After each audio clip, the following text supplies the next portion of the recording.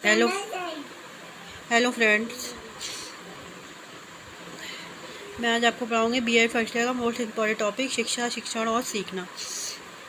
मैं हूँ आपकी friend Neha. Welcome to all from my channel Dakshika classes. आज हम पढ़ेंगे शिक्षा, एजुकेशन, टीचिंग एंड लर्निंग। ये हमारे कोर्स कोड E102 में भी है। शिक्षा के दार्शनिक और समाजशास्त्री परिप्रेक्ष्य और अधिगमकर्ता का विकास कोर्स कोड E103 में भी है। शिक्षा, शिक्षण और सीखना। शिक्षा, शिक्षण और सीखना तीनों उद्देश्यपूर्ण प्रक्रियाएं, परंतु प्राय लोग तीनों से एक ही अर्थ लगाते हैं। वास्तविकता यह है कि तीनों में बहुत भिन्नता आता है। तीनों के अर्थ को अलग अलग समझना होगा। शिक्षा किसी समाज में सदैव चलने वाली वे स्वदेश सामाजिक प्रक्रिया जिसके द्वारा मनुष्य की जन्मजात शक्तियों और विकास, उसके ज्ञान एवं कला कौशल, निर्वृद्धि एवं व्यवहार में परिवर्तन किया जाता है।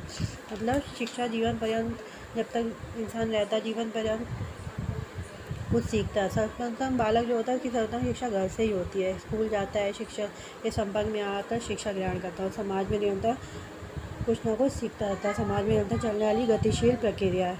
फ्रेंडों से, दोस्तों से, व्यक्तियों से निरंतर कुछ ना कुछ सीखता रहता है।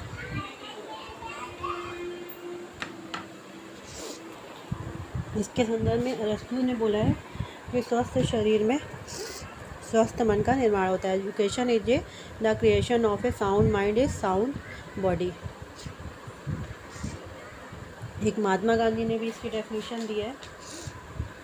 राष्ट्रपिता महात्मा गांधी ने शिक्षा को व्यक्ति के शारीरिक, मानसिक और आध्यात्मिक विकास की प्रक्रिया के रूप में स्पष्ट किया है।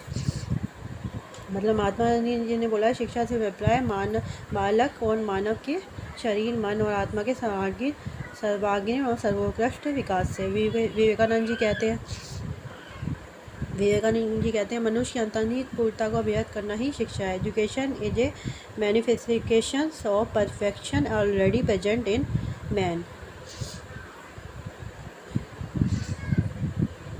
शिक्षा में अशिक्षित दोनों को आप एक जगह बैठा दें, दोनों में शिक्षित के विचार और अशिक्षित के विचारों में ज़मीन आसमान का अंतर आपको दिखेगा।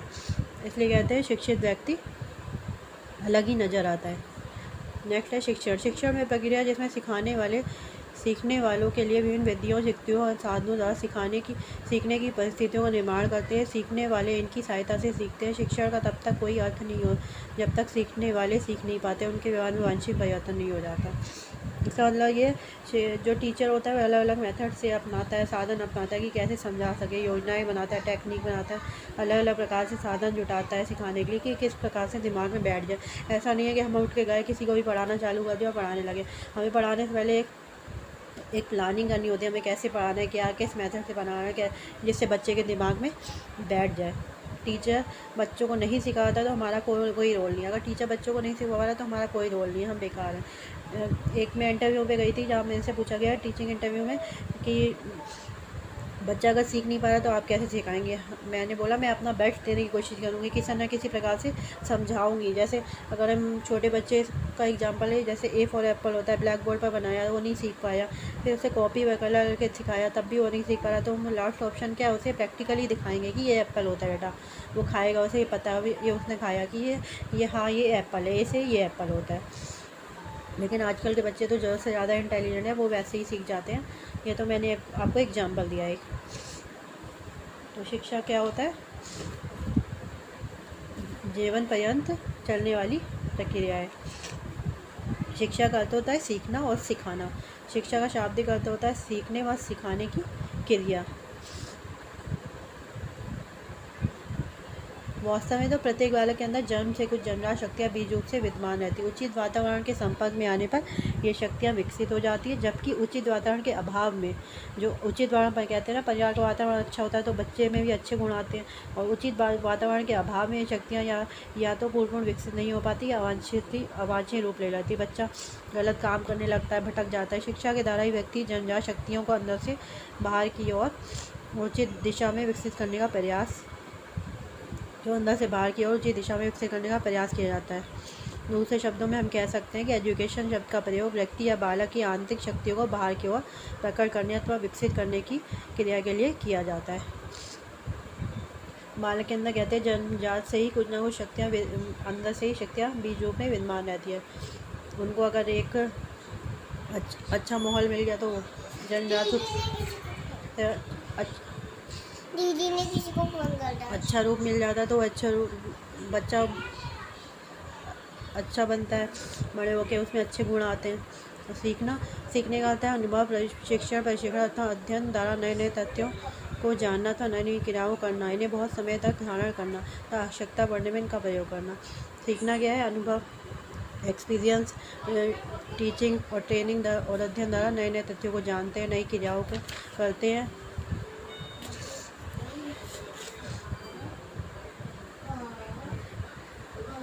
नई क्रियाओं करते हैं, उन्हें बहुत समय तक धारण करते हैं। ये नहीं है कि अभी कुछ सीखा और भूल गए, उन्हें धारण कर आवश्यकता पड़ने पर कि हमने ये सीखा था, इसका प्रयोग किया। सीखने का जब तक कोई अर्थ नहीं होता जब तक उससे सीखने वालों के व्यवहार में कोई इस प्रकार का परिवर्तन नहीं हो जाता। जब जैसा जैसा बच्चा छोटा होते बड़ा होते वैसे वैसे कुछ सीखता है तो वे उसके अंदर चेंज आते रहते हैं। शिक्षा का ज्ञान या कौशल भी कहा जाता है, शिक्षा को ज्ञान या कौशल भी कहा जाता है, नॉलेज और कौशल भी कहा जाता है। शिक्षा एक उद्देश्यपूर्ण प्रक्रिया, बच्चा है रोज़ बैग लेके स्कूल जा रहा है तो उसका कोई गोल है, उद्देश्य है, जैसे वह प्राप्त करने के लिए स्कूल जाता है। इन उद्देश्यों का निर्धारण समाज द्वारा ही किया जाता है। शिक्षा का कई अर्थों में परिभाषित किया, जैसे मैंने आपको बताई, स्वामी विवेकानंद की, महात्मा गांधी की, अरस्तु की। एक और डेफिनेशन है, शिक्षा मनुष्य के व्यक्ति का पूर्ण विकास है, जिससे कि वे अपनी उच्चतम योग्यता के अनुसार मानव जीवन को मौलिक योगदान दे सकें। शिक्षा एक अंदर से होने वाला विकास है, बाहर से एक साथ होने वाली वृद्धि नहीं है।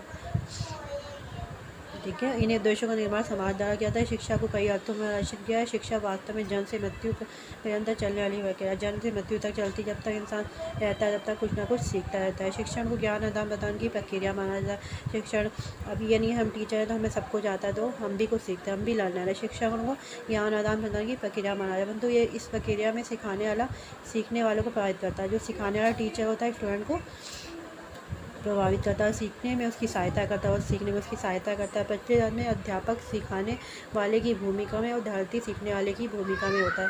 जो टीचर होता है वो सिखाने वाले की भी और स्टूडेंट सीखने वाले की भूमिका होता है, लर्नर की।